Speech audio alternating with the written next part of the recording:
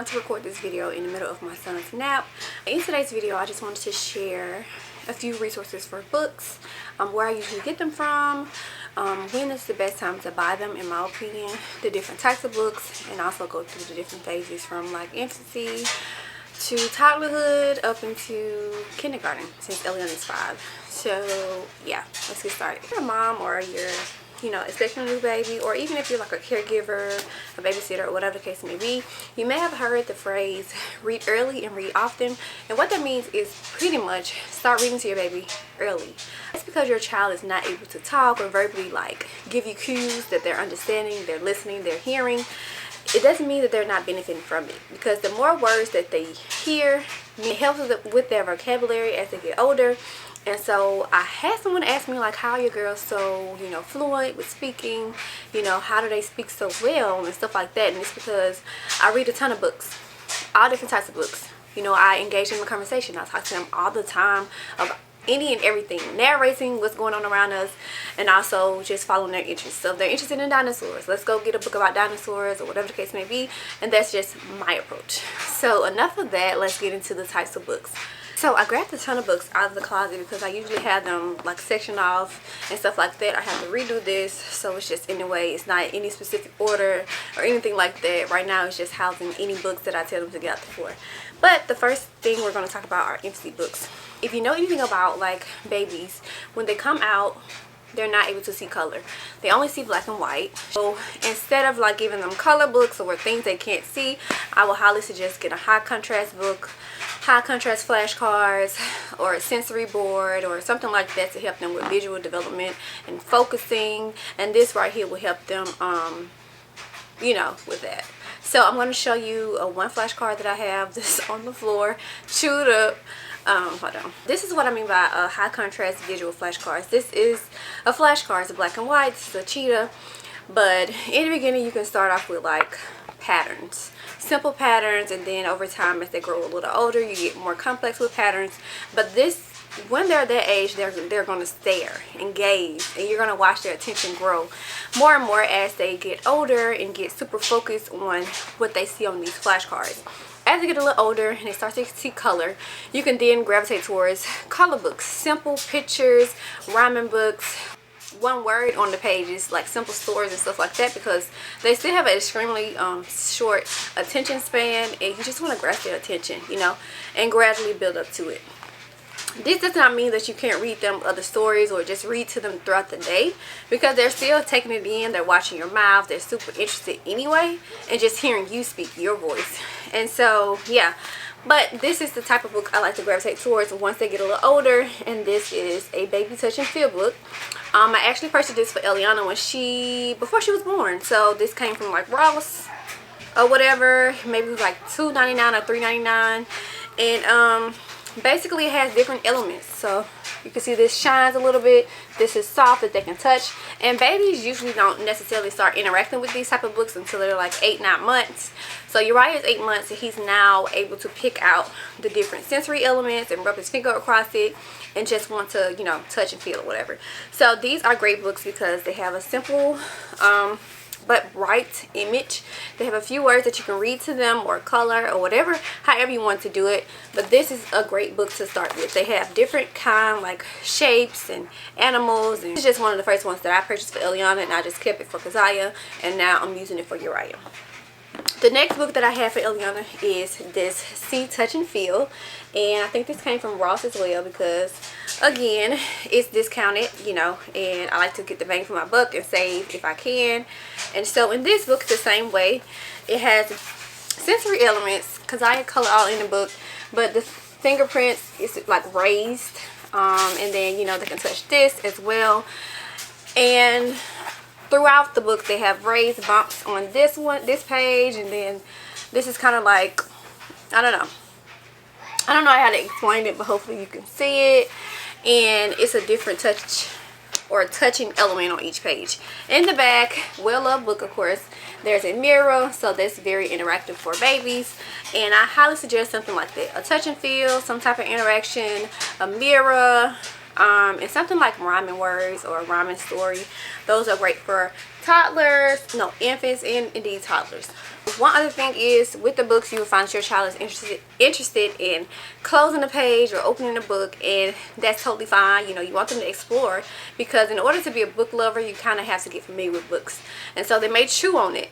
They may close the book in the middle of you reading it, but that's totally fine. That means they're getting engaged, they're getting interested, and that's what you want to build. You know, a love for learning, a love for books, and it starts super early.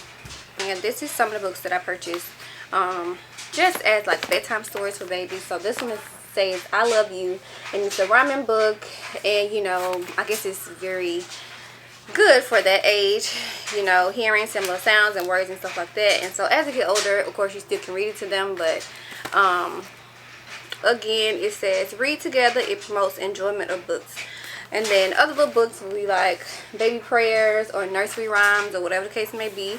And as I mentioned, I usually go to Ross because, as you can see, this book retails for $10 and I got it for $4.99. So Ross is one of the stores I shopped at in the very beginning because I wanted to get the bang for my buck, get the most for my money. So I got Touch and Feel, books with mirrors, nursery rhymes, like bedtime stories, cute little rhyming books, the I Love Mommy, I Love Daddy.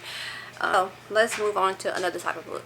I have so many books, but I'm going to go through this one, this box. I kind of put it up for Uriah once he gets a little older. So someone woke up, but as I was saying, I put these books up for Uriah. So usually I try to get like the one-word books. This is Farm Friends. I don't know who it's by, but it usually be like 5 in a pack. And it's like cartoon images, which I really don't like, honestly. I like real life images now, but again, I save these from Eliana, and it has like different images and just one word.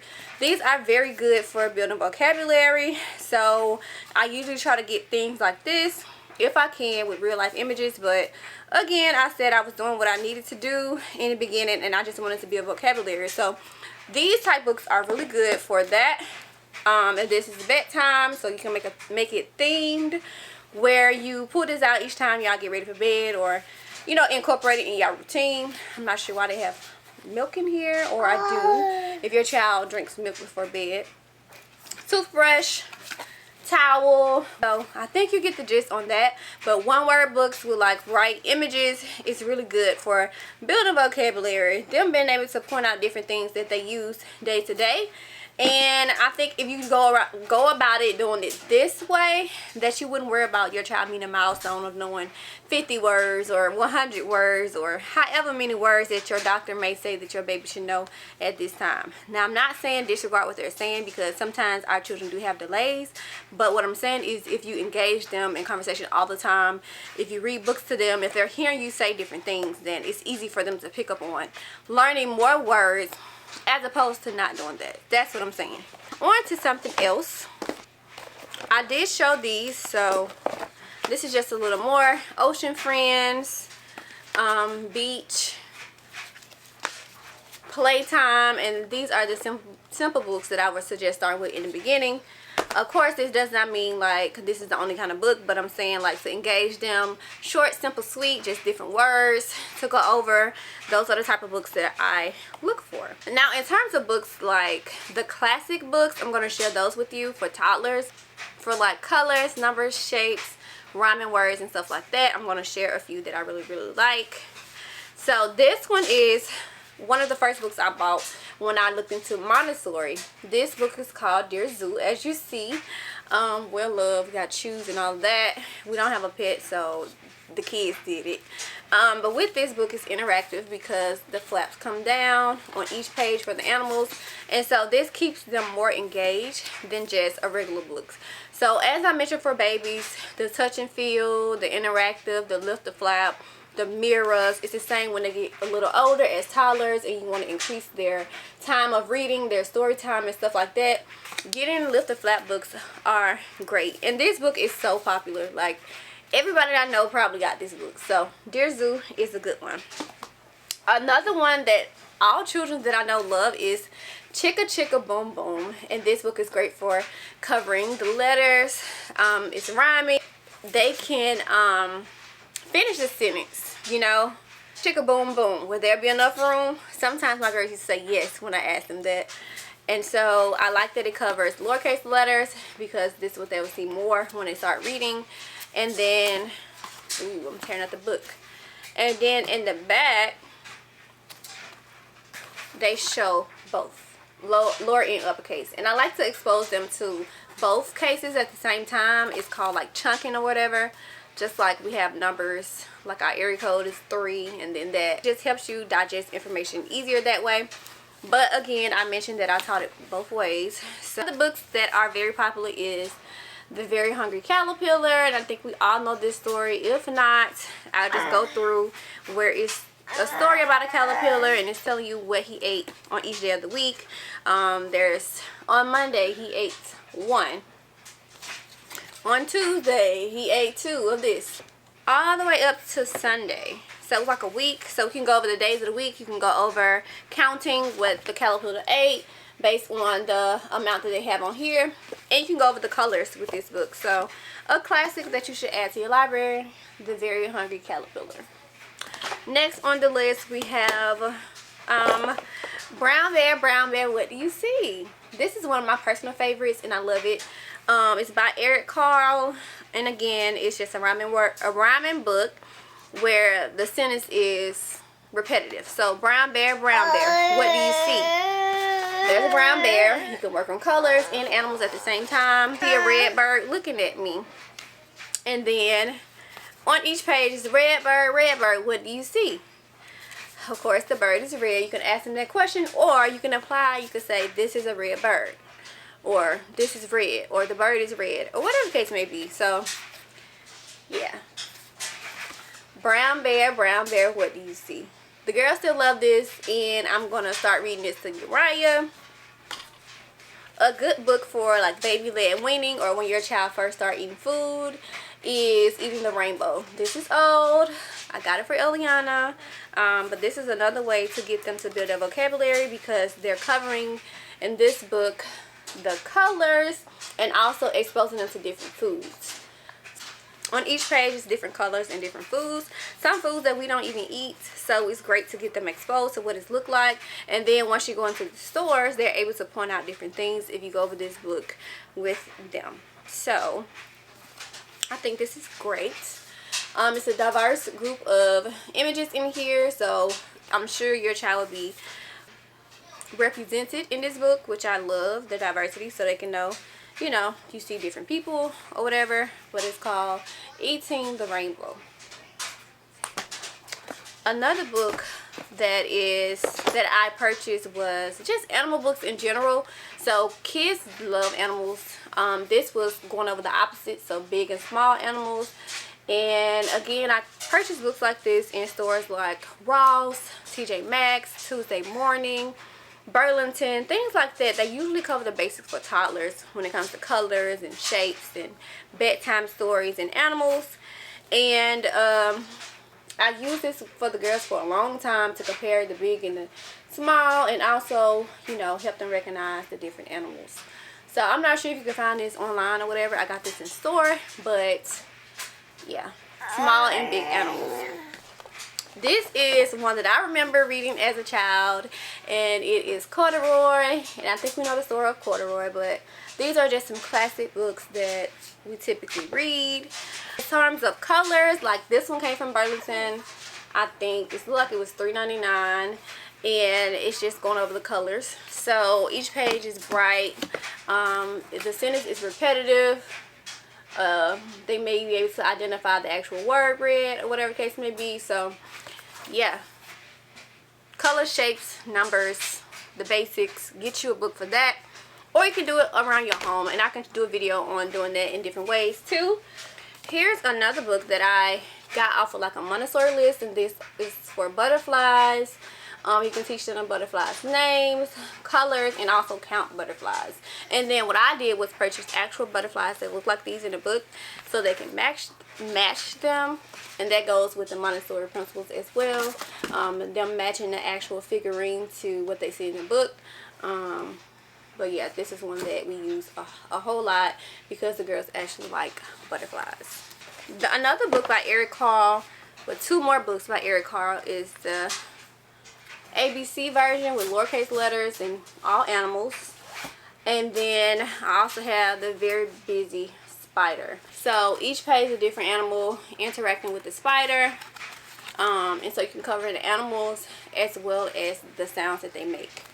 And so just from the Very Hungry Caterpillar and the Very Busy Spider, you can cover your colors, your days of the week, the animals, and the sounds they make. And then with this one, I just went over like the lowercase letters and stuff like that. I will say some have long vowels and some have short vowels. So just keep that in mind when you purchase this book. But nonetheless, I like the whole collection. So I may be doing a part 2 to this video because I have so many books. But some more books that I purchased that aligns with Montessori is, one is about sounds, and then the other one is about textures. And so I found these books to be kind of boring to me, but they seem engaging for the girls, and they expose you to animals that you don't normally talk about. So say for instance, this is talking about a gazelle and an antelope. Like, I don't use those words daily. So it's expanding the girls' vocabulary, and then on different pages they have different textures for them to touch. So yeah, this is a whole series, and this is the sounds one. I feel like you can scan the QR code on the back so they can hear the sounds that this make. This is not my personal favorite, but again, I'm going to use it because I purchased it and I can definitely get use out of it now. So another book I want to show y'all, 2 more books, and then I'm going to do a part 2 to this, is this book.